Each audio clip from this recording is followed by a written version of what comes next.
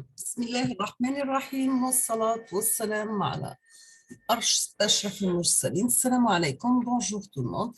Dans cette vidéo, je vais terminer la suite du chapitre numéro 3, la partie numéro 3. On va voir la modulation. On va commencer par modulation analogique, modulation d'amplitude avec porteuse. Pour la représentation temporelle, nous avons le signal d'information, c'est M de T. Et sachant que M égale le max de M de T, la porteuse P de T égale à V0 cosinus de Pf0T, V AM plus porteuse de T est égal à V0 fois 1A, 1 plus MA fois M de T fois cosinus de Pf0T. M de T égale à grand M de T divisé par grand M. MA est appelé l'indice ou bien le taux de modulation, l'amplitude du signal modulé variant entre Vmax est égal à V0 fois 1 plus MA et Vmin est égal à V0 fois 1 moins MA. L'amplitude ne peut devenir négative, MA qui doit vérifier la condition Vmin égale à V0 fois 1 moins MA supérieur ou égal à 0 et MA inférieur ou égal à 1. Maintenant, on passe à la représentation fréquentielle. C'est le cas d'un signal d'information sinusoïdale. Le signal d'information M de T est égal à grand M cosinus de pi fmt. La porteuse P de T égale à V0 par cosinus de pi f0t. Le signal VAM plus P égale à V0 fois 1 plus MA cosinus de pi fmt par cosinus de pi f0t. Vm peut se mettre sous la forme suivante.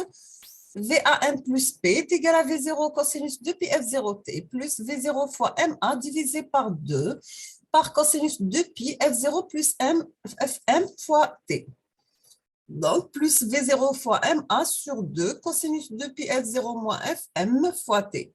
Le spectre du signal modulé est obtenu par VAM plus P de f est égal à la transformée de Fourier du signal VAMP de T.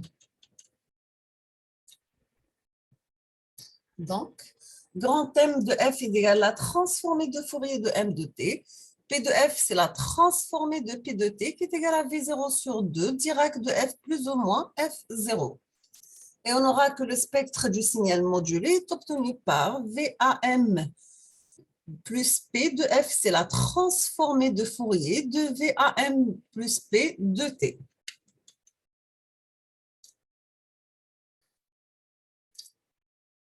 Donc, grand M de F, c'est la transformée de Fourier de petit m de T. P de F, c'est la transformée de Fourier de P de T qui est égale à V0 sur 2, Dirac de F plus ou moins F0. Et le spectre du signal modulé est obtenu par VAM de plus P de F, c'est la transformée de Fourier de VAM plus P de T. Donc, on aura à la fin VAM plus P de F, c'est la transformée de Fourier de V0 fois 1 plus MA par M de T, cosinus de pi F0T. Et VAM plus P de F est égal à V0, la transformée de Fourier de cosinus de pi F0T, plus V0 MA, la transformée de Fourier de M de T, convoluée avec la transformée de cosinus de pi F0T. Donc, V0, M1, V0, ce sont des constantes. Donc, la transformée de Fourier, un produit simple dans le domaine temporel, ça devient un produit de convolution dans le domaine fréquentiel. Donc, on aura VAM de P plus F est égal à V0 sur 2, Dirac de F plus ou moins F0, plus MA par grand M de F, convolué avec V0 sur 2, Dirac de F plus ou moins F0. Donc, la tension VAM plus P de F est égale à V0 sur 2, Dirac de F plus ou moins F0, plus V0 fois MA sur 2, grand M de F plus ou moins F0. Donc, pour la modulation d'amplitude pour une représentation fréquentielle, il faut retenir que le spectre du signal AM plus P contient une raie à la fréquence de porteuse F0, deux bandes latérales d'une part et de l'autre de la fréquence porteuse.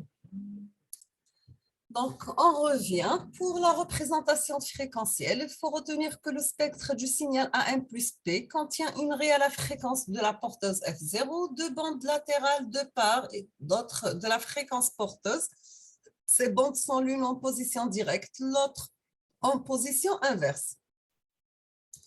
À une largeur double de celle du signal modulant, le message est le signal primaire. Donc, pour la modulation d'amplitude sans porteuse, toujours avec la représentation fréquentielle, la porteuse P de t égale à V0 cosinus de pi F0t, nous avons le signal d'information modulé avec un signal modulé AMP. Donc, VAM moins P est égal, parce que sans porteuse, donc c'est AM moins P de t est égal à V0 par M de t cosinus de pi F0t. On aura un spectre du signal modulé, VAM moins P de F est égal à V0 par grand M F plus ou moins F0 sur 2. Maintenant, on va voir la modulation analogique d'amplitude à bande latérale unique. Le principe, nous avons en DBSP comme en DBAP, les parties négatives et positives du spectre se retrouvent autour de la fréquence centrale. Chacune de ces deux bandes latérales contient autant d'informations que l'ensemble. L'idée de la modulation BLU à bande latérale inférieure, bande latérale unique consiste à supprimer l'une de ces deux bandes latérales dans le spectre du signal transmis. Donc, modulation d'amplitude, on termine avec une conclusion que la bande passante occupée par le signal modulé en amplitude sans porteuse est égale au double de celle du signal d'information. Donc, B égale à 2 fois B. Grand B égale à 2 fois petit b. L'absence de la porteuse dans le spectre du signal AM-P améliore considérablement du rendement en puissance de la modulation AM-P sans porteuse. Comme nous allons le voir plus loin, l'absence de la porteuse dans le signal émis complique un peu le circuit de réception. Maintenant, on va voir, toujours avec la modulation analogique, la modulation d'angle. Nous avons vu que le principe de la modulation AM en amplitude repose sur la modification de l'amplitude de la porteuse sans modification de la fréquence. Une autre forme de modulation consiste à garder l'amplitude de la porteuse constante et à faire varier sa phase instantanée, phi de t est égal à 2 pi f0t plus phi 0, ou bien au rythme du signal d'information à transmettre. Ce type de modulation est appelé modulation d'angle. Nous distinguons deux types de modulation d'angle. Premièrement, la modulation de phase, dans le cas où la phase instantanée qui varie linéairement en fonction du signal modulant. Deuxièmement, la modulation de fréquence, dans le cas où c'est la fréquence du signal qui varie linéairement en fonction du signal modulant et la modulation. On va commencer par la modulation de fréquence. La modulation de fréquence FM, Frequency Modulation, très souvent employée en VHF, Very High Frequency, ou bien en UHF, Ultra High Frequency, pour la transmission des signaux audio, consiste à utiliser une porteuse dont la fréquence varie en fonction du signal modulant. Il est possible d'écrire F est égal à F0 plus KF M de T. La fréquence de l'onde modulée varie linéairement avec le signal modulant M de T. Le facteur de proportionnalité du modulateur KF en Hertz sur A ou bien Hertz sur V prend parfois la dénomination de sensibilité du modulateur. Par définition, la pulsation instantanée de l'onde modulée s'obtient en multipliant par 2π la fréquence. On obtient oméga égale à oméga 0 plus 2π kfm de t. Toujours avec modulation de fréquence, nous avons la phase instantanée reliée à la pulsation instantanée par la relation suivante. Oméga est égal à la variation de oméga de t par rapport à t, est égal à oméga 0 de pi kfm m de t. Si on va appliquer l'intégrale par rapport au temps pour obtenir la phase instantanée, on aura l'expression du signal modulé fréquence V de t est égal à V0 cosinus oméga 0t plus 2pi kfm, l'intégrale entre 0 et t de m de t dt.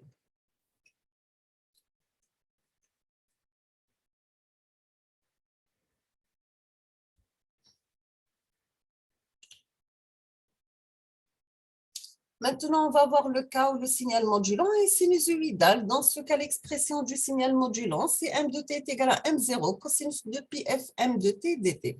La fréquence instantanée du signal modulé est donnée par f égale à f0 plus kf m0 cosinus de pi f m de t.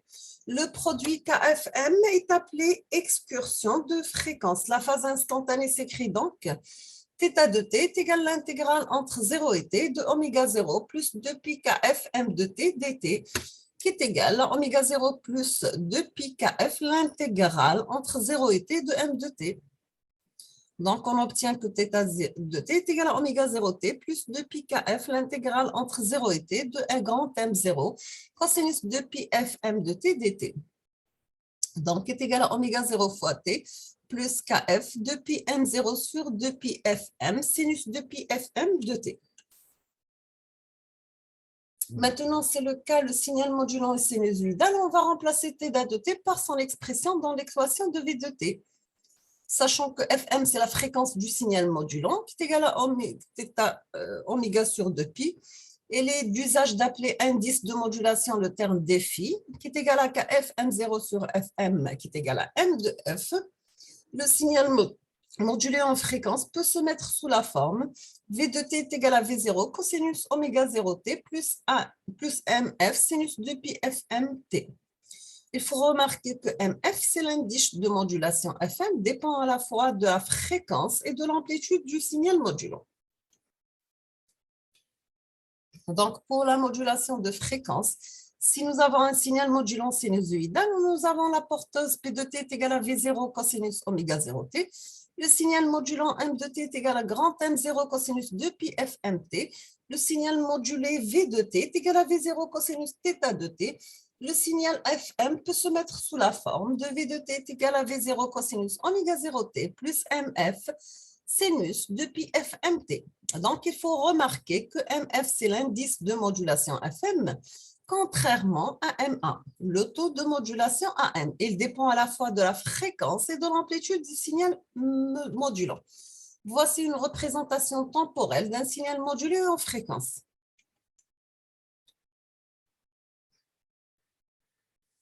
Donc, le spectre du signal modulé en fréquence, théoriquement, le spectre d'un signal FM s'étend à l'infini.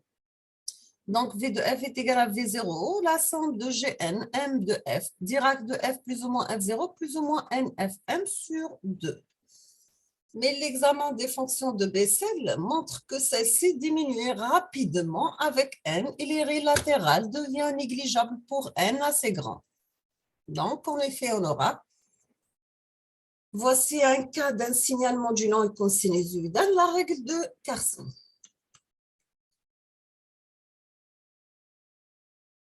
Pratiquement, la largeur de bande d'un signal modulé en fréquence peut s'exprimer par la règle de Carson, B égale à 2NFM, avec grand N est égal à E de MF plus 1.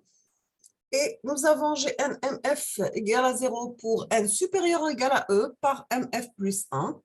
Finalement, on peut écrire B est égal à 2 fois Dirac plus FM. Cette approximation est universellement admise comme suffisante pour les calculs relatifs à la modulation FM.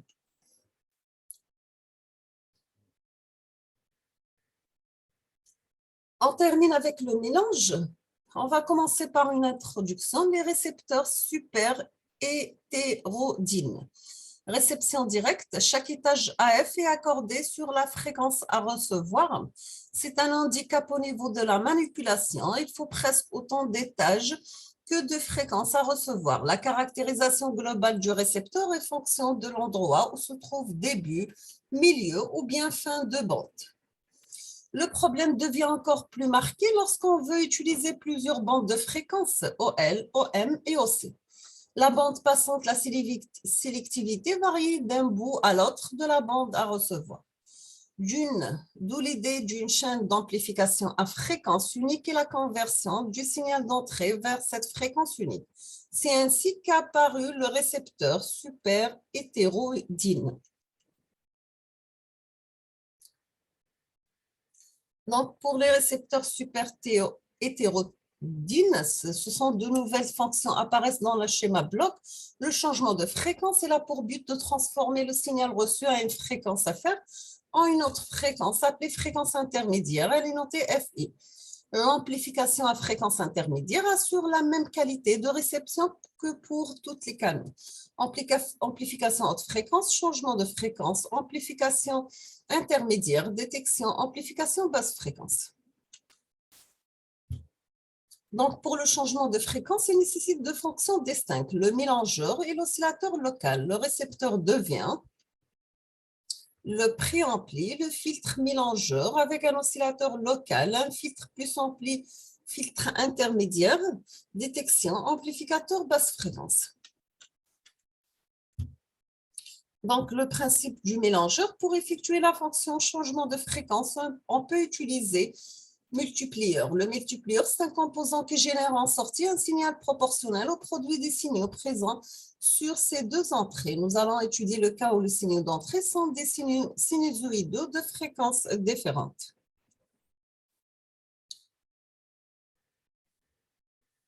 Le signal de sortie possède une composante à la différence des deux fréquences d'entrée oméga 1 moins oméga 2, une composante à la somme des deux fréquences d'entrée oméga 1 plus oméga 2.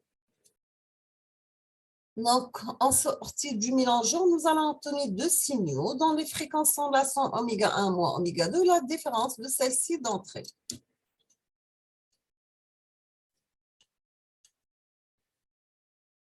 Donc, le principe du mélangeur, pour effectuer un changement de fréquence, on fait précéder le multiplieur par un filtre passe-bande. Donc, nous avons V1, c'est A1 cosinus oméga t plus V1 multiplié par V2, qui est égal à 2 cosinus oméga 2 t plus V2. On aura Vs qui est égal à K par V1, V2. On fait passer par un filtre passe-bande et on aura le signal de sortie V1. La sélection du battement inférieur infradine ou supérieur supradine s'effectuait par filtrage. Donc, le filtre passe-bande ne conservait qu'une seule des deux raies du signal de sortie. Donc, vous avez des mélangeurs, donc entre 88 et 108 mégas, filtre rempli, démodulateur et amplificateur, on aura une fréquence de 10,07 MHz. Donc, nous sommes arrivés à la fin de ce troisième chapitre pour la modulation. Je vous remercie infiniment pour votre attention. N'hésitez pas si vous avez des questions et à la prochaine vidéo, Inch'Allah. Merci beaucoup.